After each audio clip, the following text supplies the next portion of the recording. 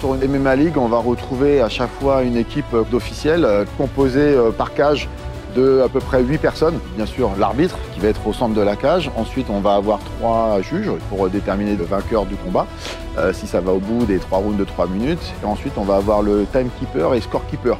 Il va avoir 2 rôles. Et ensuite, on a aussi des pits et des inspecteurs. Donc les pits, ce sont ceux qui vont checker les combattants avant de rentrer dans la cage. Et ensuite, les inspecteurs, ce sont ceux qui seront derrière les coachs pour justement maintenir l'enthousiasme des coachs qu'ils pourraient avoir sur les combats. Alors, ce qui a été fait pour garantir la sécurité des combattants, il y a le protocole médical. Dans un événement comme une MMA League, l'idée c'est d'avoir une fonction d'abord qui vérifie les prérequis médicaux.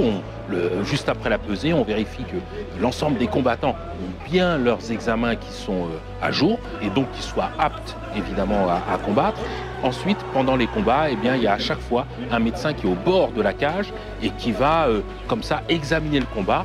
Puis ensuite, systématiquement, après le combat, examiner les combattants. D'ailleurs, on est la seule fédération à faire cela. Grosse nouveauté qui est très importante cette année parce qu'on a vu que le niveau amateur évoluait beaucoup. On s'est aperçu qu'il y avait pas mal de gens qui étaient très expérimentés dans des sports de combat qui ont eux déjà une grosse expérience de compétition, qui venaient aussi s'essayer sur des compétitions amateurs. Et donc depuis cette saison, on a créé 2 catégories d'amateurs. Amateurs B. Les amateurs B, ce sont ceux qui ont moins de 5 combats, tous sports confondus, et les amateurs A qui ont plus de 5 combats dans des différentes disciplines. Donc du coup, on a équilibré comme ça les combattants amateurs.